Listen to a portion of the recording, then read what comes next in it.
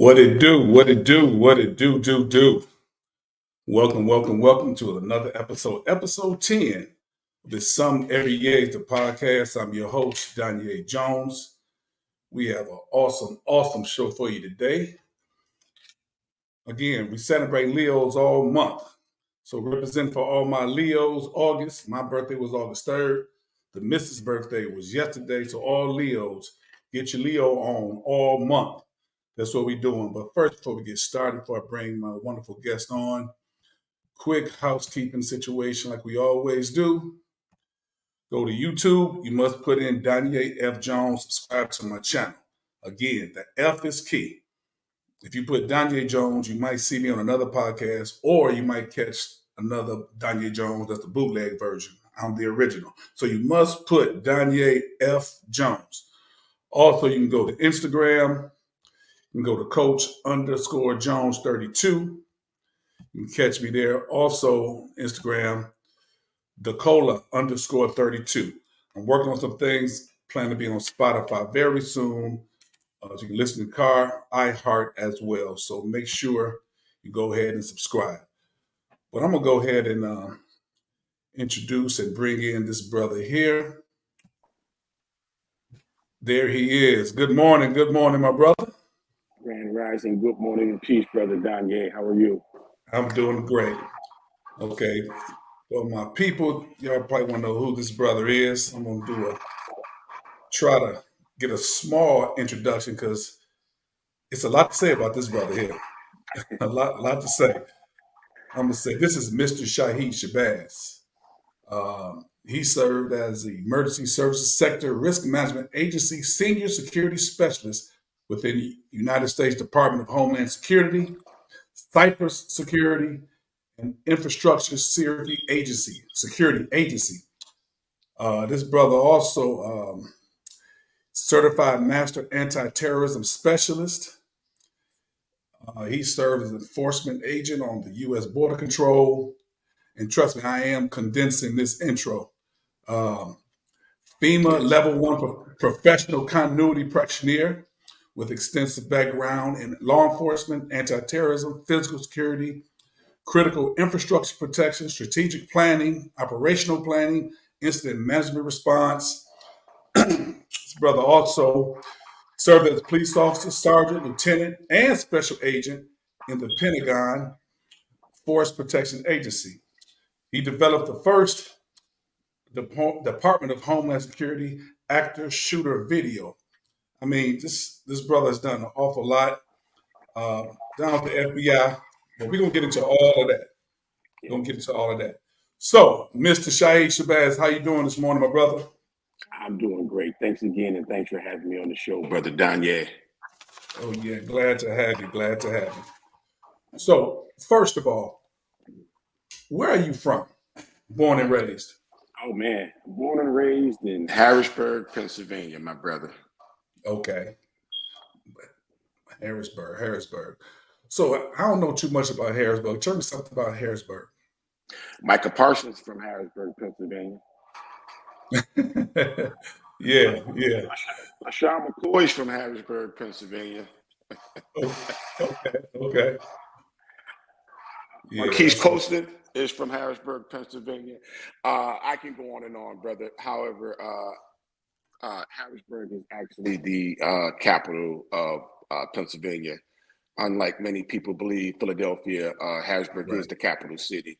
Born and raised, considered central Pennsylvania. Basically sits right on the Susquehanna River, and the majority of the demographic there, a lot of people in the capital area, they work in Harrisburg, being that it is the capital city, so there are a lot of state jobs there. Okay, awesome. Now, do you have any siblings? Oh my goodness, yeah.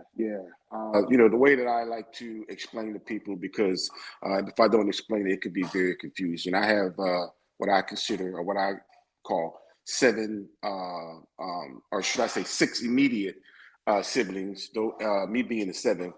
So what I mean by that is my mother had seven children. She was married. So I have two older sisters, and my mother also had five other children. I'm one of those five. So when I say my immediate family, my father uh, has several other children. So I have several other siblings, and I think at last count, I think I had like a total of 15 siblings. So Oh big wow. family. Yes, sir. Oh Big wow. family. Big family. Love them all. Yes, that's not a family. Nobody need to be messing with nobody in that family because they got a lot of backup. They didn't mess with That's many all of right. us. No, it was known. Yes. Okay. Now, high school. High school. Take me there. So, did you do any extracurricular activities? Yeah, extracurricular activity was part of the lifestyle growing up in the city. So sports were was part of the extracurriculum. Track, to be specific, uh, soccer. I played football my freshman and junior year. Played basketball. Was on the student council, honor roll, the executive committee for school, and that's just to name a few. But extracurricular activities is what kept us busy back in the days. Wasn't much of a street person, so anything you could do after school was a plus to us. Right. Yeah. I'm glad you said soccer. That's a game probably I've grown a lot of love for probably within the last 10 years. Yeah, man. Yeah, Yeah, I suggest all, at least just give your child a chance. Just let him see if he like it. Yeah, soccer is a very interesting sport, and it very. translates to a lot of other sports too. It really Yeah, does. So, I okay, bear witness. so yeah, so going on, you end up going to school at what National University. Yeah, yeah. So my path to higher education was a little different. Wasn't I would say the what we would probably consider the normal path. So after high school, I went away to school for a year, uh, and the way I like to put it, it didn't work out for me. I guess in a nutshell, I wasn't prepared mentally to be away from home and go to school. So after a year of school, I went in the military. And I made a promise to myself going into the military that I would finish school. And I did just that while I was in the military. And National University afforded me the opportunity. Um, Schools in San Diego. I don't recall the history, but I believe some of the history, if I am correct, the school was founded by like a Navy captain or something like that. So it was basically a school that was geared toward military personnel, the working class.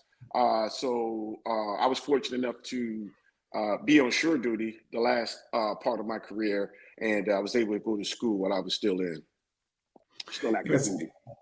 that's interesting. Now you said initially when you went to school, you don't think you were prepared mentally, maybe even socially. What do you attribute that to, or is just you just being young and immature? Um, like a manhood training. Like a yeah, yeah. That's what I mean. Hindsight. That's definitely what I attribute it to. My father was in my life. I had older brothers, but again, those are older brothers that I didn't grow up with, so I didn't have that. What we consider now, I affectionately refer to it as that manhood training. You know, standing on your own, handling your business, being responsible, being mature, and doing those things that young black men should do. So I didn't. Um, no, I didn't have that. So when it was time to go away, you know, I was lost. I would say I was not a bad child, not wayward, just lost. I wasn't comfortable being outside of the city. I wasn't comfortable handling my responsibilities, getting up. No one's to wake you up, right? Getting up, going to Right. school, to study, just that basic stuff. And it took its toll on me. And I said it wasn't for me. And by the way, that was a track scholarship as well. So it's just Okay. it didn't pan out. It didn't matter how good of an athlete I was. It just I wasn't prepared. Wow. So that's interesting. So you was on a track scholarship. So what did you run in track? Like what events did you do? Yeah, I excelled in the 400 and the 800, and both of those relays, the 4x400 as well as the 4x800. Oh wow. So you decided this was for you. What was that conversation like when you told your coach? Ooh, disappointed.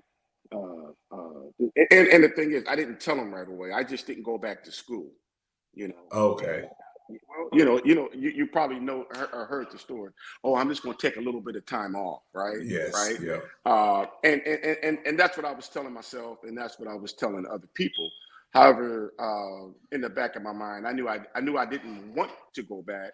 I had intentions of finishing school. I didn't know how, but as far as once I left, I knew I wasn't. You know, I wasn't comfortable, so I knew I wasn't returning. I felt like I was out of my element. Right. Interesting. So you go home. I mean, with your family. What did your mom say? I mean, did anything change in your mind in terms of like not necessarily depression or anything? Were you upset with yourself? Did you feel you disappointed yourself, disappointed your mom? What was that? What was that Yeah, like? the relationship with my mother was unique at that time. So in terms of disappointment, the short answer would be no. I don't feel as though I disappointed her, and nor did I receive any energy that she was disappointed. Only because uh, we grew up in a dysfunctional family. We were poor. I can go on and on about that. So for me to be home, that meant there was another person in the house that could bring some income in. So in terms of disappointment, I would say no. For me, yeah, some there was some disappointment in myself, you know.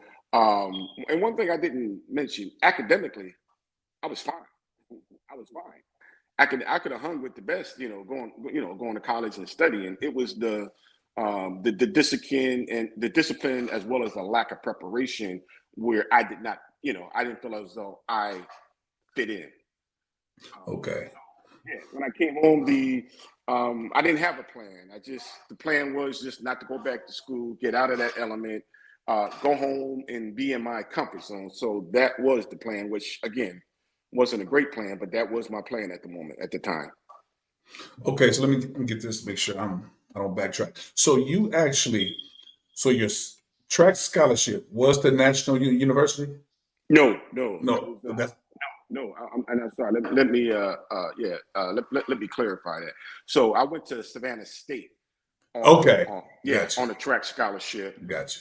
Went home, meddled around a little bit, went in the military. While I was in the military, I attended National University. So apologize for any confusion there. Oh no, I was gonna get because I was like, okay, wait, he finished from there. Okay, Yeah, so but I think the second go around, particularly you said with the military piece, that definitely helped you at least get you in a mindset to where you could whatever endeavor you want to go ahead and partake in, you was a little better mentally prepared to take on those challenges. yeah. And the military would do that to you. Yeah, the military, right? It's not school; it's the military. So, I became that man, so to speak. I became that man right after boot camp. Now I have these responsibilities. I'm responsible for myself. I've gained maturity. I've gained confidence in myself. So, and that's what I needed. I'm not saying I needed the military, but I needed that structure. I needed that guidance Destruction. at the time, and that's what I needed. It was inevitable, right, that I would finish school now that I became that man, my own man. Okay, and obviously you finished with bachelor's in criminal justice. Yes, Now, so initially, what exactly initially did you want to do with your criminal justice degree? I Or had like, no idea. right, okay. You know what? I asked her because I knew several people with that degree and they really had no idea where they wanted to go with that. I'll share this. Again, this is all hindsight. So, transitioning from the military, being in that military environment for 4 years, with that structure, that discipline, that sense of authority, right? That is the only reason why I even gravitated toward criminal justice. I'm always honest when people ask me that question. I had no idea. And might I say, uh, it was a very popular degree at the time for military Yes. personnel. So, Okay. right, right. Okay. Yeah, but then you okay, so this was what got me. I saw this. You end up getting some graduate degrees from University of Virginia, Louisville, and Texas A&M. Now, were Yeah. these now were these grad degrees within the criminal justice under that umbrella? Yes. Yeah, those grad degrees were year later when I'm well off into my career. Yeah, my career took off, and so now these other opportunities, come my way in terms of further in education. Okay, now this is where to me where I really was interested about. Now, Shahid Shabazz, that is not your born name, as people say. That wasn't your government name. So, It's not right. okay, so what year did you decide to change your name? Wow. So that was well, there's a little story to it, but I'll explain it. So when I was at Savannah State, um, I became in contact with some brothers and sisters at Savannah State, brothers that and sisters that I didn't know existed out there. Right? They were. I think we would probably use the term pro-black right now. Yeah, I think that's the term we use now, but they were Afrocentric for the most part. So the decision was way back was way back in 1980, 82, Oh 1983. wow, The wow, decision in the mind, right? yes. Because at that time, studying with some of these brothers and sisters, learning, going to these various conferences and even meetings on campus, Afrocentric. At the moment, at the time, I knew that I wasn't, you know, my name was John Fitzgerald Butler, right? I know that was European, so I knew that wasn't me. So the decision in the mind, should I say, that seed was planted back then. Okay, interesting. So, because what I was wondering when I look at some of the positions that you've held, out there, positions within the government, and Hmm. I do know how this government feel about names. Oh man, So, yeah. so the position that you've held, that's why I was curious. Like, how far along into your career were you when you decided to officially, legally change your name? Oh wow, I was that would have been uh, like 10 years in, uh, 10 to 12 years in. Yeah, is when I did the official change the name. Okay, now, did you receive any questions, any pushback from any of your superiors, or even colleagues that were near to you? Well, good question, my brother. So from a so being a federal employee, I held a top secret clearance with what's called a SCI, specialized compartmented investigation. So it's a little bit higher level of clearance. So from a security standpoint, uh, you know, I was asked the question. So again, that the question concerning my name change or my name correction came from a security standpoint, right? Not my superiors, not any of my supervisors or other executives. So that's where it came from. And I answered the question, and that was it, right? Like, that was it. In terms of colleagues, fellow employees, uh, had a few questions, but it was nothing over the top.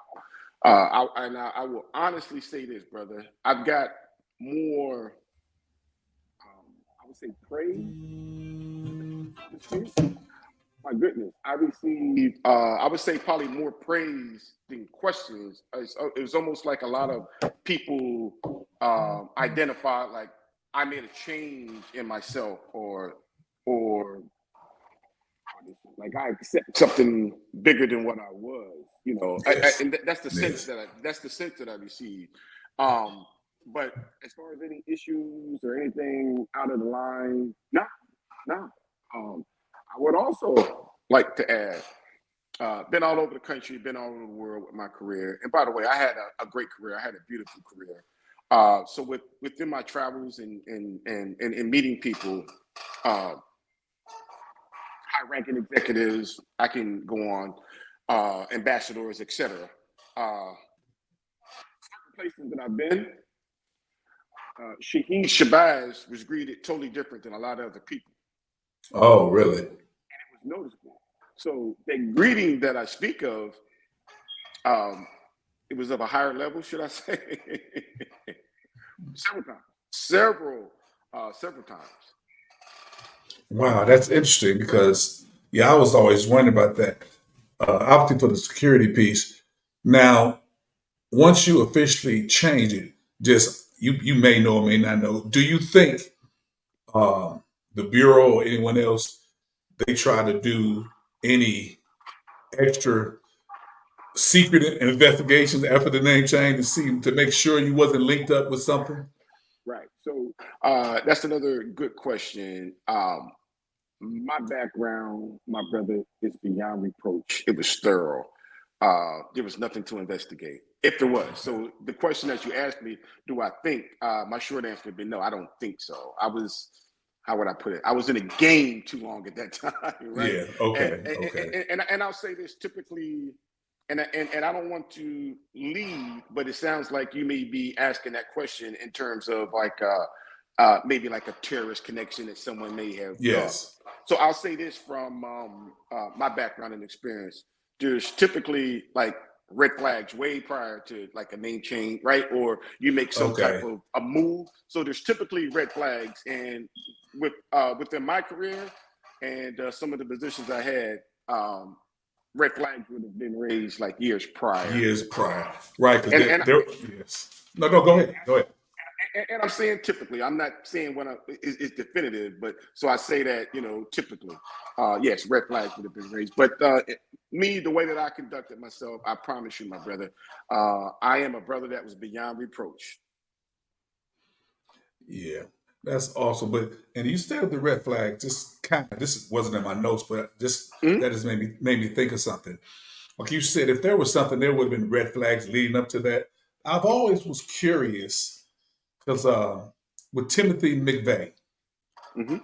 they were there. I saw a documentary where there were red flags. They were investigating him, but I was just to me, Mhm. he was showing signs that he had an issue with America.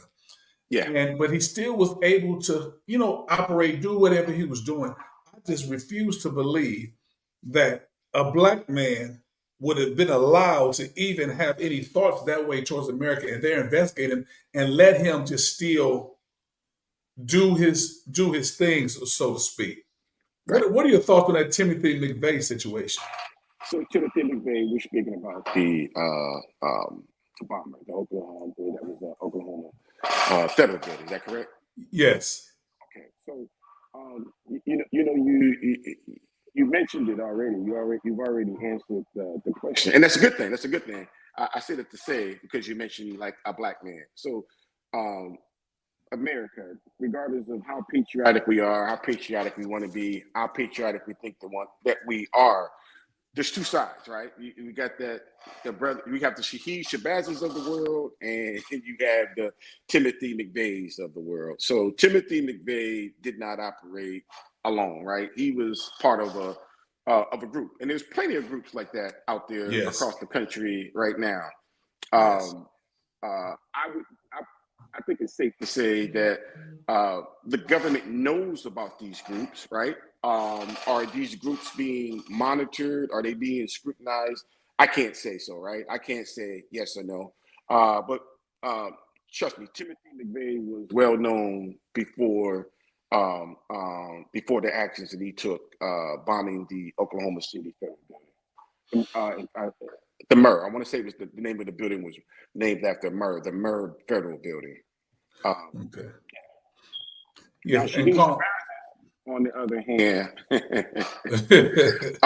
yeah, and I want to make sure I'm answering the question. The Shahid Shabazzes of the world, or not even the Shahid Shabazzes of the world, those that look like Shahid Shabazz, the outcome is typically and historically uh, been different. Yes. Okay, been different.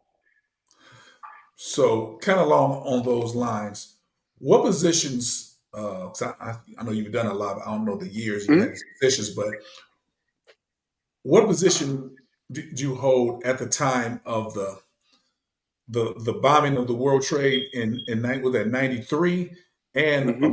upon the planes? I guess what was that 2000 2001? Like what Right. position were you in both those years?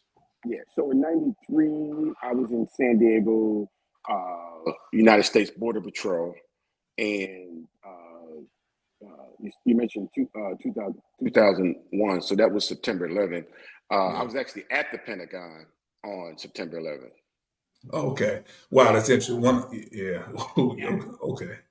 So, and at the time, at the September 11th, I was with it was called the Defense Protective Services at the time, or DPS for short, Defense Protective Services. So we were the police department that were responsible for the jurisdiction of the Pentagon.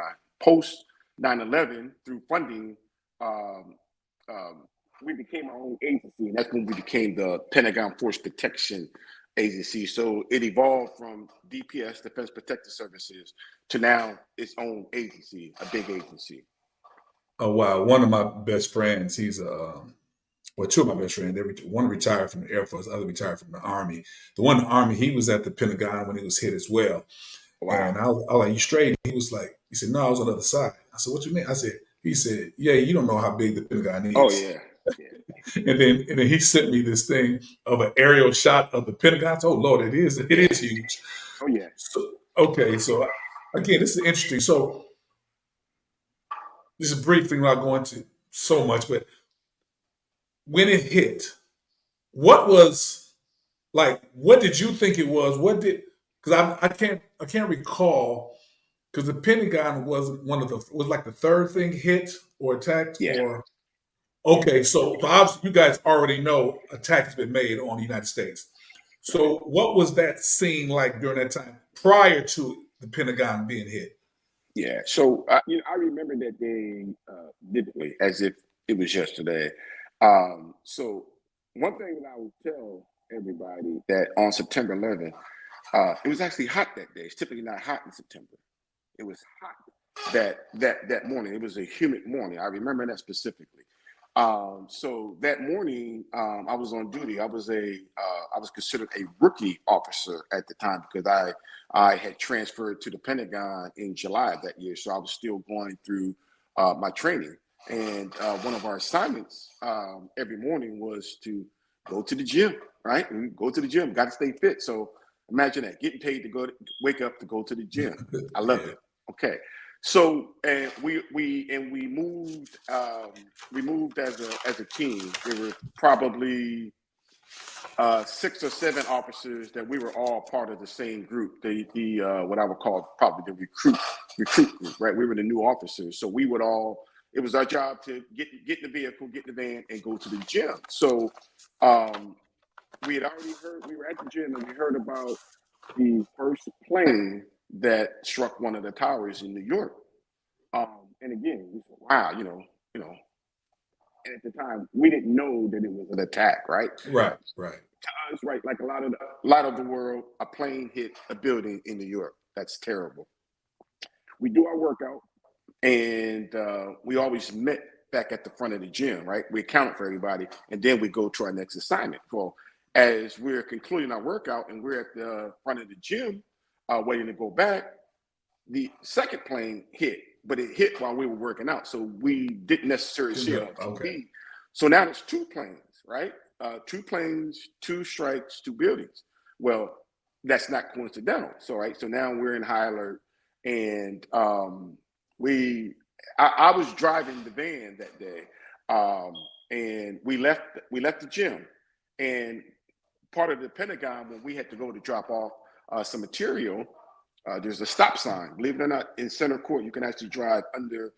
There's tunnels you can drive under. So we drove under, and I specifically remember we're at a stop sign, and you can only go left or right. So basically, everyone that was standing at the just right off the stop sign, they were taking like a cigarette break. It was like a little break area, and everyone was like looking up in the sky.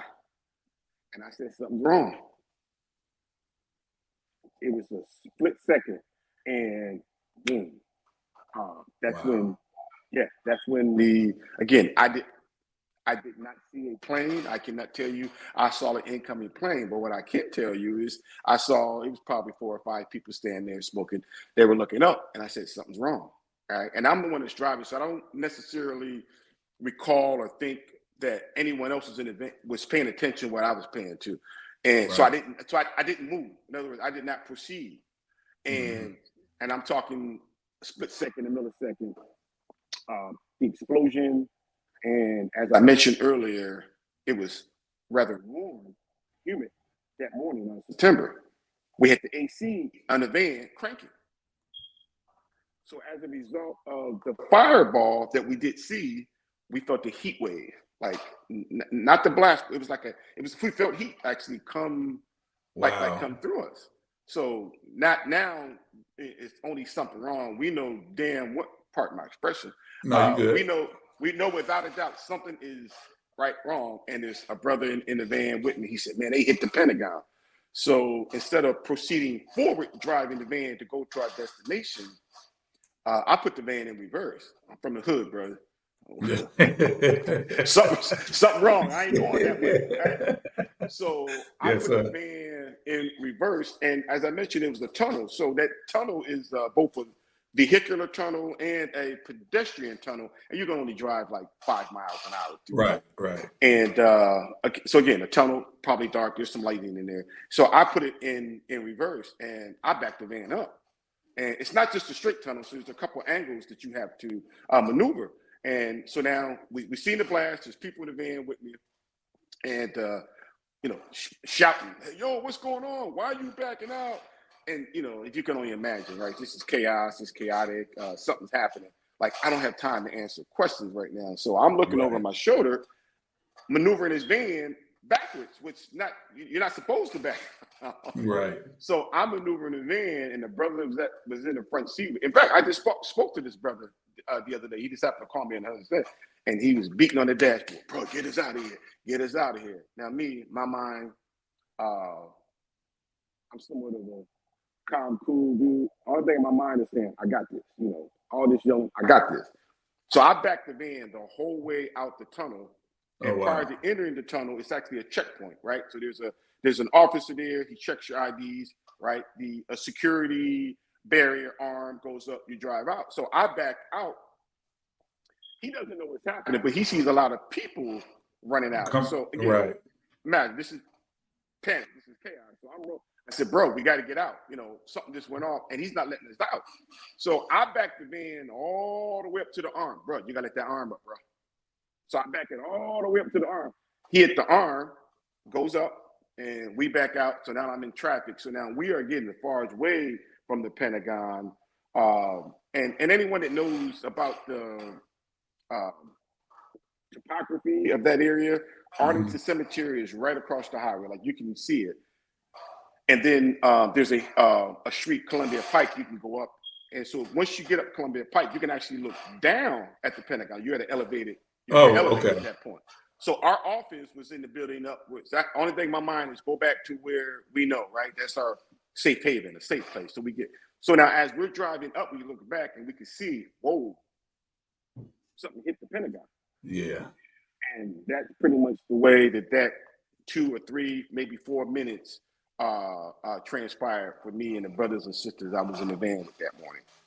Yeah, because it seemed like in hindsight, it's a lot of information, but I could tell it really wasn't a long period of time, because obviously you were shocked, like what's going on, and obviously, like you said, you're a calm person anyway, so let me get us out of here. Yeah. I'm sure there's a lot of panic, but obviously you are trained, and like you said, that's your nature anyway. You knew you had to stay cool because you're behind the wheel, Yeah. So You gotta wow, get out of here. that is wow. That's yeah. I always wondered about that. And just quickly, because now, kind of another thing, I'm jumping to a lot of your positions now. When you was with the border control, um, what exactly were your job duties with the border control? Yeah. So I worked as what we called a immigration enforcement agent, and we dealt with the apprehension, detention, and removal of undocumented aliens. I typically don't use the word illegal aliens because if that's the case, Absolutely. so Yes. undocumented is the term that I use. So we dealt with the transfer, the transportation of the undocumented aliens. Okay. Okay. Well, just kind of on that low line, what are your thoughts on now? A lot of cities, particularly I know here in Chicago, on Mhm. the migrant situation, where people come in from different countries. What are your thoughts on that? My brother, I can tell you this from experience that um, there have been people uh, crossing the borders illegally right before our time, right? Uh, One thing that I've known over the years is a lot of times we think it's Mexicans, right? We think it's Mexican.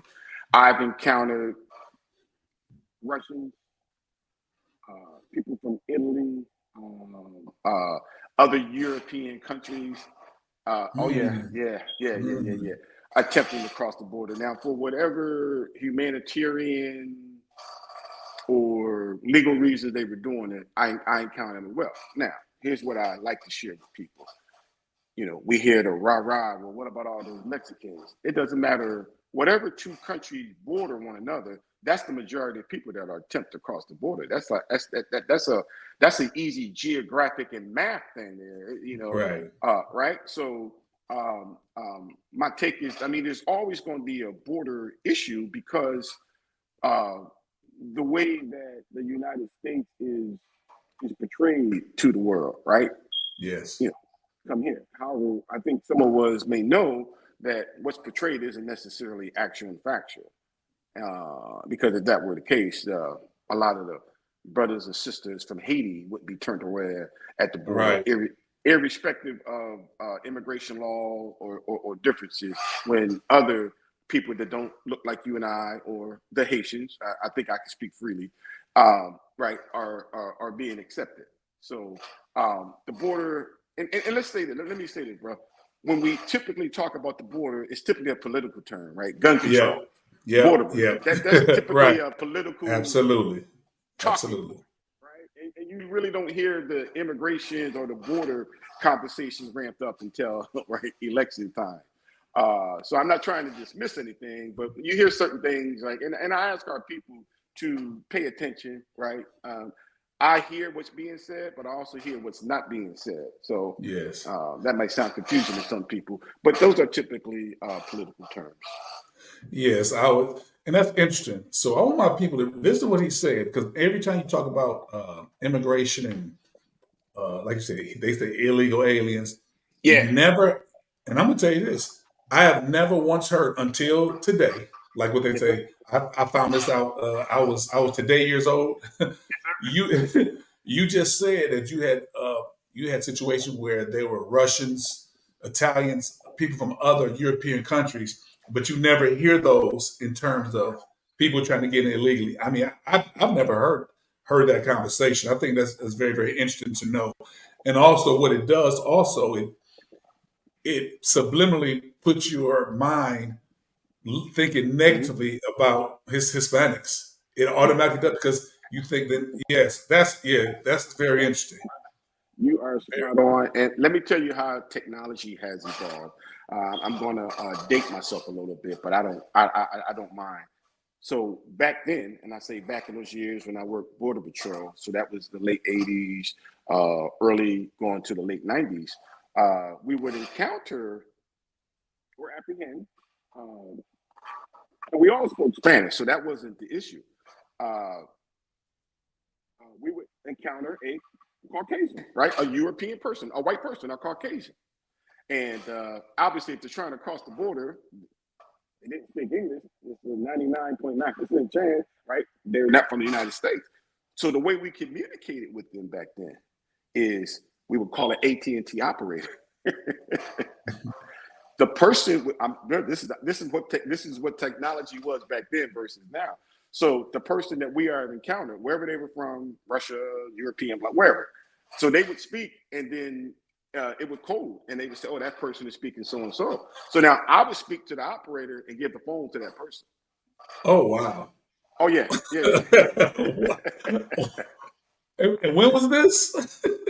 This was the let's just narrow it down. Let's say the early 90s, brother. Early 90s. Wow. Yeah, yeah, yeah. Yeah. Thank God for technology. No, more specifically, thank God for the AT&T international operator because we So were down an international operator. so could you always just straight get through? Absolutely, government contract and government paid that bill. Oh, okay. Oh, because I was Right, okay. right. Okay. So So it's we it didn't was have phones back then. It was a government phone. Oh yeah, yeah. okay. Okay. Well, that's very very interesting. Now, as I stated in the intro, say you developed the first Department of Homeland Security active shooter video. So, Now, were you assigned to do that, or did you say, hey, this is something that we need to have for training purposes? no. So, uh, and I appreciate your questions, my dear brother. Great questions. Um, Man, you got so much, man. I mean, you have. I mean, and I'm okay. Just before you answer it, it's interesting because obviously we know these positions are being held, yeah, but they're not held by a lot of brothers. You understood, know what I'm brother. saying? So that's why I think this is awesome. But go ahead. Understood, and I appreciate that. So, ironically, uh, that was my first assignment when I transferred over to DHS. That was my Oh, first assignment. Now, there's a caveat to that. I'm pretty so the program itself was already stood up. In terms of the video, it was not. So I'll explain that. So prior to coming to DHS, I was police chief at the United States Government Printing Office in Washington, D.C. So my law enforcement background going to DHS really fit for some of the programs that were either already being stood up or that was conceptual at the time. So active shooter, was it was on the forefront of a lot of not just government agencies but state and local agencies as well. So they immediately said, "Hey, we would love for you to be on this team," and I acknowledged and said, "I would love to be on the team." So, and I would like to share that video with you, perhaps for future a future program or whatnot. So it yes. was the very first active shooter video that came out. I'm gonna say ever, like in the world. I want to say that was the first one. We at DHS, we built that video. We created, we produced it, the whole nine. I was responsible for the majority of the specific law enforcement scenes in the video. So by default, me being a police chief coming to Homeland Security, it was kind of like a no-brainer that we have me on the team and provide some guidance, direction, etc. And that's what I did. So I'm not a video producer, editor, actor. I'm none of the above. But it came to a point in the development of the video where a lot of questions were being asked that I was able to answer. Mhm. And the gentleman that was responsible for the program management, right, of the actual video, he said, "Man, you need to be in the video." Right? And I had zero intentions of being in the video. I was behind the scenes type of guy, and I like to see things come together. And I said, I really don't need to be in the video, but we had some budget cuts and we had some time constraints as well. So I did end up being in the video. And my brother, when that video was produced and released, it was like a big national rollout campaign government wide. But some of the things that you may be aware that the United States government produces, it's actually for state, local agencies, it's Okay. for businesses, it's for organizations. It's not for us, right? It's kind of like, hey, I'm the government. I'm here to help, right? So in hindsight, when you look at that's what the video was for. It was for the public. My brother, that video was released. I had no idea that it was going to be that big. Me speaking to you, black man to black man, it was just another project that I worked on, that I put my Right. all in, that I was proud to be part of. My brother, I had friends from elementary school, from high school, from junior high school, from the military. Hey man, I just saw this video. This brother looked like you in that video, bro. Say I it can't tell you how many calls, text messages, and I'm talking around the world, right? A very good friend of mine who is a truck driver up in Pennsylvania. He calls me. He said, "Man, I saw this. They made us watch this video for training at work. Wow. Brother Wow. look like you, right?" And I was like, "Yeah, bro. Like, yeah, that is me." But over the years, I've probably received 75 to 100 calls, text messages, emails, etc., bro. Wow. Now, I would like to say that that was back in like 2012. So it being the premiere, the first video, it was a real big deal. A lot of things have changed since then in terms of technologies, policies, procedures. So there are newer videos, but my brother, I can tell you, I was the first. You got the the Yeah, first. yeah, yeah. So along those lines, what are your take on the assassination attempt on Trump? I'm just curious by what your take on it, because as far as for me, everyone now is playing Monday morning quarterback without done, especially people who don't even have that experience. I say I got in that chatter too, and I have no experience in that. But I'm just curious, what are your take on that situation? Let's. I will not refer to it as an assassination attempt. I won't. Brother Okay, Shabazz is only qualified to speak for Brother Shabazz. yes, sir. Been around a long time. Been around law enforcement more than half of my career.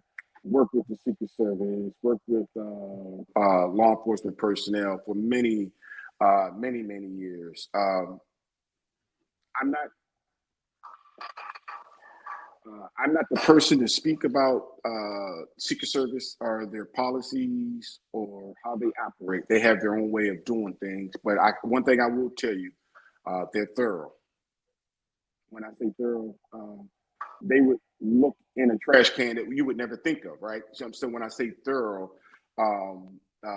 they would look behind a curtain that we would never think about. Like, oh, there could be a threat there. So I'm saying that to say someone to be on a roof within a particular proximity of an event, of a person of his being a candidate is unheard of. That I can say. Right? It's unheard of, right? Me being dunked on by a 4'11", 100-pound kid ain't gonna happen. It's not Right. gonna happen. Okay, and I say that to say, and pardon my humor, but they don't leave stones like that unturned. Yeah. So with that, that's why I won't call it an assassination attempt. And folks may have questions later on, or comment, or critiques of my observation. I observe what I observe based on my experience with my own eyes, with my own ears, with my own senses. Yes, it's interesting. I saw this guy. He's a sniper. I want to say for the Marines. He said this young brother. He said somewhat eerily similar to what you said. Yes, sir. Uh, they Yes, said, sir. and he said it's not like from where he was positioned.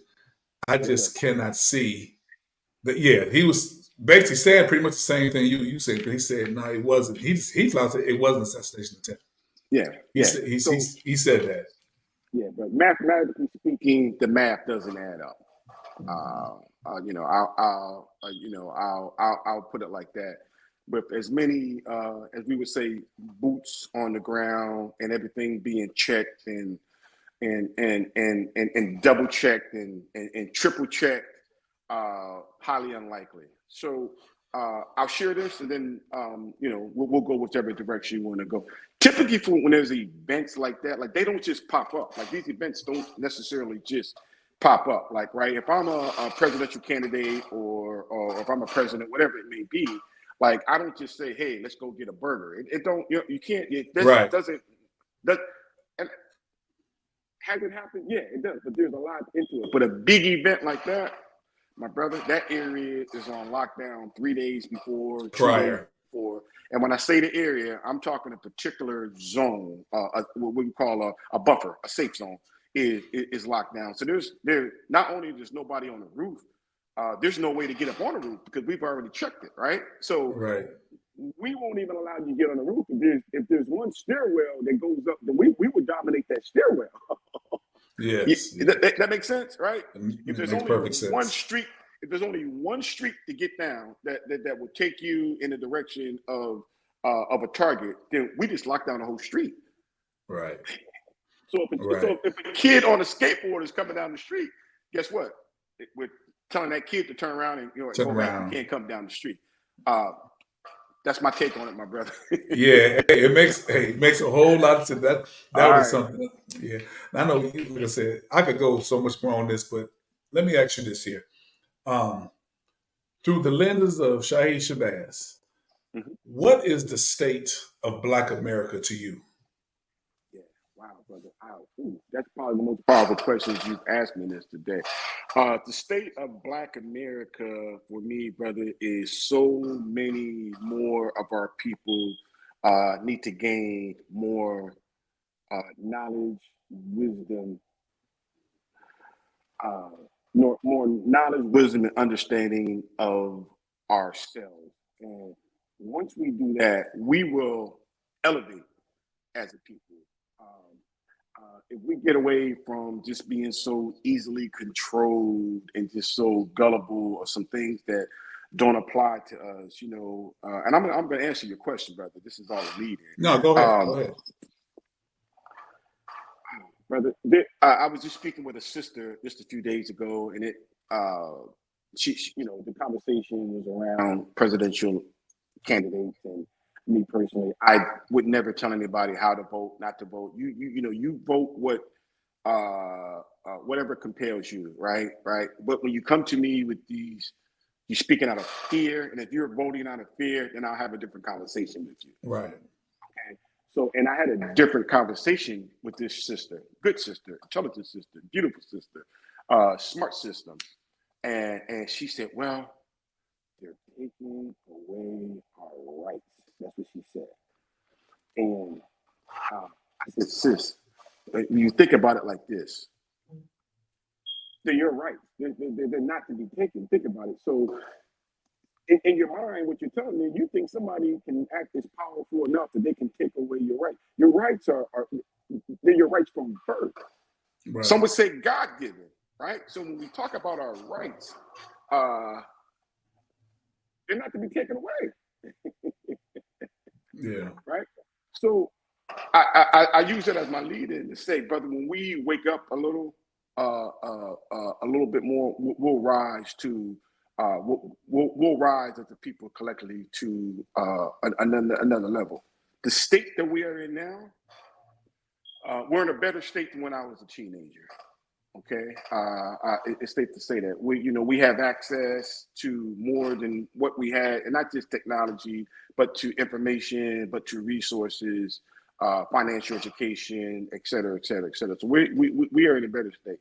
Our current state is not great, but I say it's better, and it needs to continue to be worked on. But we have to work on ourselves, not necessarily expect something from other people.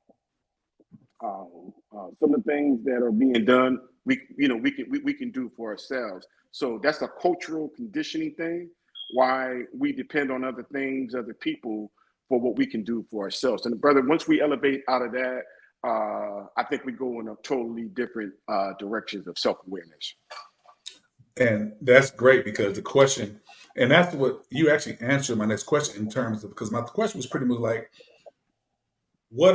obviously we've come a long way and we actually have still so far we can go to become the true people God created us to be. But I was like, but you answered in terms of what can we do, not as far as looking nothing systemically. What can we do? Our personal growth, our personal mindset to get us. So you pretty much answered, like I said, I think, like you said, pretty much. I think what I've heard, take accountability for our lives, and like I said, our rights are our rights. So Yes, you sir. can't nobody can't take your rights. Your rights are your rights. They're You not to be know, negotiated or taken, brother. right. So I think that absolutely. And like I've been in education. I'm about to enter my 28th year in education, and my whole thing was I would always have girls, guys like, you harder on us than the girl, particularly because with that like 21 years, I pretty much was at predominantly black schools, and I was harder on the guys. I was because I know what's out there waiting, Yeah, and man. I know the power of a black man. I know the power of it, and that's why black men who stand for something are targeted. I know black men that stand for something are feared. And like I said, like I tell people, I said they're more afraid of a black man who stand on something that has sense than they are a black man with a gun. They're not scared of a man with a gun. We just we lock him up or we just kill him. But a brother who has a free thinking brother, so hey, Brother, uh, I only mentor young black men. I've been criticized for that. I have mentored young black sisters in the past, but the gravity is toward young black men. And again, I've been criticized for that because exactly of what you said. I'm not saying that I can't mentor a young sister, and if I had to, we would. But I think it's more in feminine and yes. masculine energy for a sister. Now, if I need to, and I have, but I gravitate and I mentor young black men for the exact reasons of what you just mentioned. And I'm not one of those brothers that big on telling the young brothers, if you're stopped by the police, put your hands on the steering. I'm kind of going off a little bit. I want to explain something. No, go ahead. Put your hand on the steering wheel and do this, do that. I said, see, and I explained to him why I don't do that. Because we don't teach any other race to do that, right?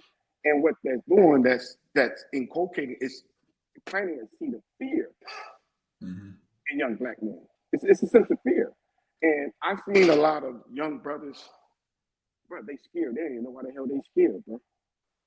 They fear. They don't even know what they fear, right? Only because of, cultural conditioning. So once we replace that fear element with that love of ourselves, love of our people, of who we are, what we represent, then a lot of that will go away, bro. And the powers to be, right? I know that's a catch-all phrase, but the powers to be don't want to see that. Right. Right. So you spoke about that you mentioned a few moments ago on what they fear. The man, they ain't not worried about that brother out there with a gun, busting caps, et cetera, et cetera, et cetera. But that mind of Danye Jones, bro, that's what they fear. Right.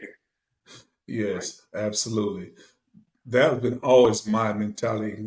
I've been coaching basketball. I coached a little flag football, but basketball has been the main thing I Yeah, man. coach. And I remember we would like our team was successful. We would go down state, and Yeah. a lot of times we'd be like the only black team down there.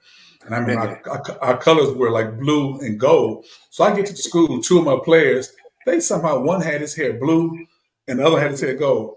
We was at school and I found a custodian. I said, look here, I don't care if it's what chemical, take them in there, wash that crap out your head because I knew where we were going. So we're not going down there looking like clowns. So, Right. and I would make my boys, we would always dress. You don't necessarily have to wear a shirt and tie. That's accepted if you want to, but just look a certain way because Presentable. yeah, we're coming from the south side of Chicago, so I wanted to, because I know what the perception is. And I made a note to make sure I would go around. I really didn't like going to the hospitality room with the coach because I ain't like fraternizing Yeah. with no coach, black or white, because I want See people that? at age. Yeah, Hey, I'm about to kill you. We ain't friends, but I would go in there just to have basic conversations. And I remember this guy. I'm gonna say his name. He was over the whole thing. Named Steve Inslee, and we was having a conversation. I saw his face. He didn't say it, but his face was like, "This black man is not dumb." nah, nah. And I got so much satisfaction, and I wanted to leave that with him Yeah, to the bro. point. You know what I'm saying? So I feel what you're saying. Brother. I can feel that. And I feel what you just said because I've had this conversation with brothers and sisters in the past. So what you did, that was a teachable moment for that other coach. Think about it, right? See, because perhaps you didn't go to teach him anything, but him looking at you, him viewing you and your players was like, wow, and this just they're all not like that. Right. So I've told brothers and sisters over the years, sometimes when it's a teachable moment, teach them. And sometimes we teach them by just showing them, right? Yes. I can't tell you how many meetings I've been in, either career-wise or a mentorship or organization I'm a member of, and the first thing comes out of their mouth, "Oh, you're Mr. Shabazz." And in my mind, I'll say this respectfully. In my mind, you know what I'm saying? Got him. Yep. Absolutely. Got him. So from that Absolutely. point forward, I'm representing, not just Yes. me. I'm also Yes. representing Brother Danye Jones and other Absolutely. brothers. So when I say I got him, it's time to perform now. Now I need to show him. So it's a teachable moment. And Yes. sometimes we shy away from that. Man, why are they looking at me like that? He said this right here. Bro, calm down. What you're showing them is what they want to see. But when it's a teachable moment, oh, brother, whoa, I don't need pen and paper to teach them. Yes. And like you said, just your your presence and the way you carry yourself. Like my pastor always say, hey, you're teaching when you're not Yep. teaching. We're saying the exact same thing, and bless your Yep. pastor. Yes. But that's real stuff. Oh man, it's so much. Just I'm going to get off here, but what's your take on this here? And I don't know what we kind of talked on the voting thing, but I want to ask you this. Some polls have shown that Kamala Harris has definitely been supported by the sisters, Yes. but she still got some work to do in terms of black men. She has some work to do. So, what can she do? What do you think she should do if she plans on getting the support from the brothers? What do you think she should be in her to-do list to make that happen? Wow. I think that what historically speaking, sit down with us, right? Sit down with us in advance, right? And what she should do, she should keep her word, her bond, right? You know, I know, we all know a lot of politicians, right? We come out and, they party, they parlay us. They sit down, eat fried chicken, drink grape soda with us. We do our little thing. All that is, bro. It is what it is, bro. That's a cultural thing. I don't knock that, but accountability is the end result, no matter what. And we've seen all colors, shades, shapes, sizes of politicians. They do their thing. I want to say this: the brothers and the sisters. Naturally and by default, they're going to support her, right? Which that's going to happen. But you got to produce, brother. Yes. You have to produce. A couple of the biggest things that separate us, I'm talking about us, original people, black people like you and I, that separate us: race, religion, politics, and now the sex, the gender thing. It separates us. It's as if I don't eat chicken and you do eat chicken. Well, we're at odds. Well, actually, we don't. That's my choice, right? Or That's my your choice, right? Right. So sometimes we tend to fight each other over Trivial privilege, things. just trivial, Yes. trivial thing, and we don't keep our eye on the prize. So if they want to, or she is to be voted in, she needs to be held accountable. And I've seen a million of the sound bites, right? The political sound bites. And when she said, I'm just not going to do anything specifically for black people, I know what she meant. She was clear in what she said, right? Some people are holding that against her in a different way. She said what she said, and she meant what she meant. So a lot of politicians aren't going to say anything specific to black people. And my brother, if you notice, which I'm sure you have, a lot of us do, a lot of black, they don't even mention the word black. Right. So if you listen, they'll change it up and they'll say, well, we started this program for people of color. Yes. Right. Yes. And that's the term they typically use, right? Yes. So they typically don't say black, and that's the reason behind all that. But I promise you, we would need another couple shows to lay that out. But I want to get back, and I want to make sure what she needs to do, like any other, is sit down and talk to us. And I'm talking about some core groups, some grassroots groups. Yes. Right. Yes. and hold her feet to the fire, hold her accountable throughout, if she is elected, throughout her presidency. I'm not one for, and a lot of us aren't. A lot of us are taking the ship, and we're just not about that song and dance stuff. Like Right. Tired of that. Right. One last thing I want to say on that point is there's this false perception that you can't do, not you, or that they can't just do anything specific to Black people. Now, the easy question would probably be, well, why, right? You do it for others. Yeah. See, that would be a question they would have to answer.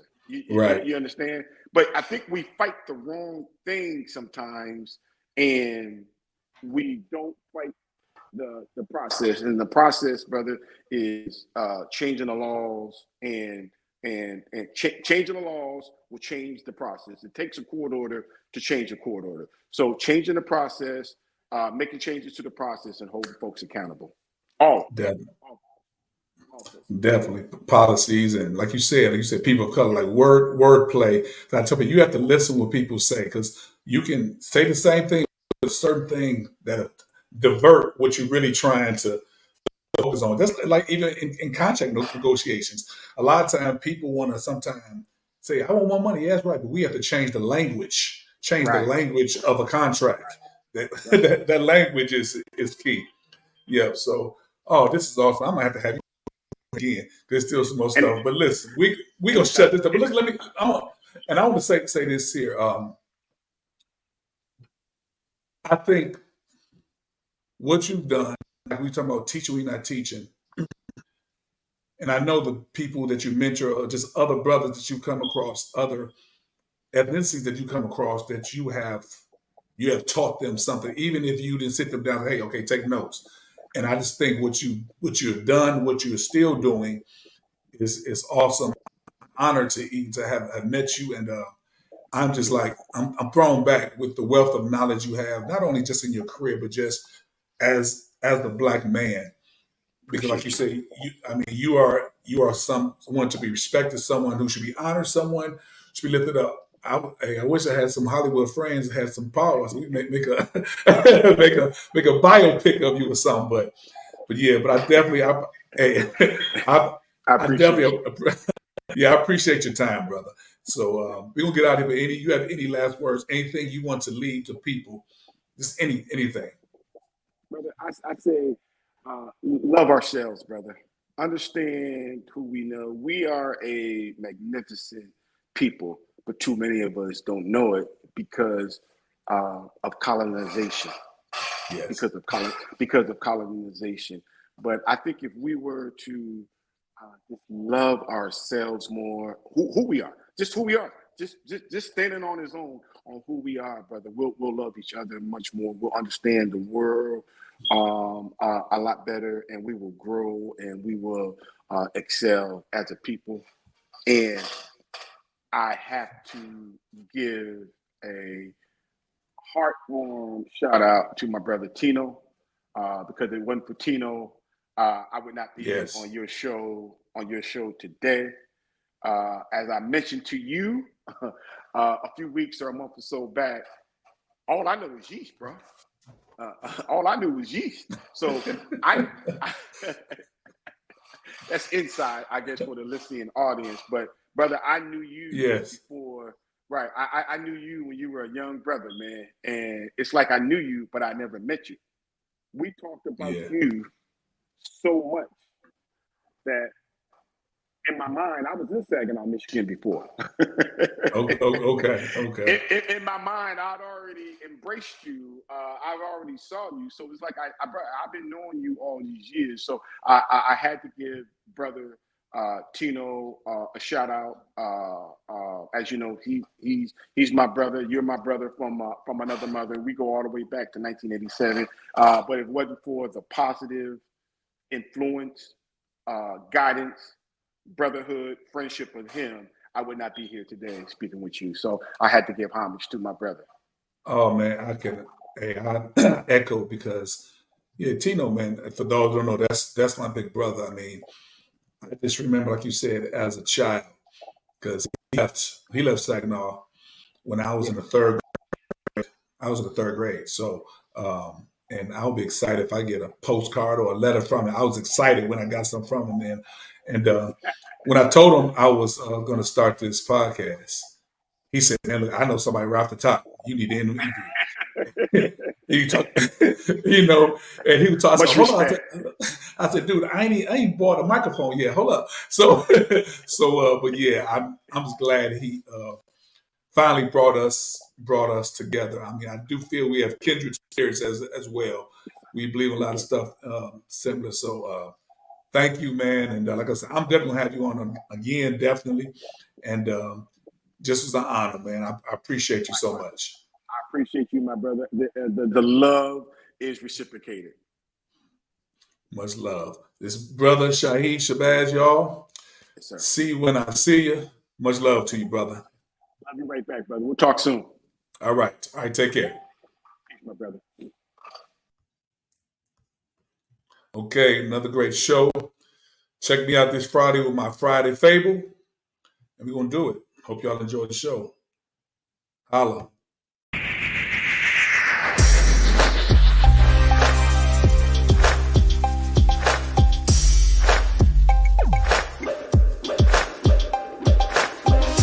Things going on in the world today. Every time Dick and Harry got something to say, but what they said ain't got no fabric to it. Yay takes the thoughts with dice right through it. It's all about rumors and people feuding. If we're not uplifting, then what we doing? Yeah, they love the culture, yet they trying to wreck it. But are we ready to go hard to protect it? If we don't stand firm, then we're sure to fall. Are you ready to fight this thing and accept the call? Oh, it's all about dealerships and the mall. Now I'm ready to go for broke like Apostle Paul. I'm charged with the task to keep it real. Moving straight forward, not about to yield. Tackling every subject, yeah, you know the drill. R.I.P. Guru, I bring that mass appeal. Our ancestors stood tall, despite abuse. We got all the tools, so what's our excuse? It's time to show a face and take off the mask. It's something every yay, it's the podcast. It's something every yay, it's the podcast. It's something every yay, it's the podcast. It's something every yay, it's the podcast. It's something every yay, it's the podcast.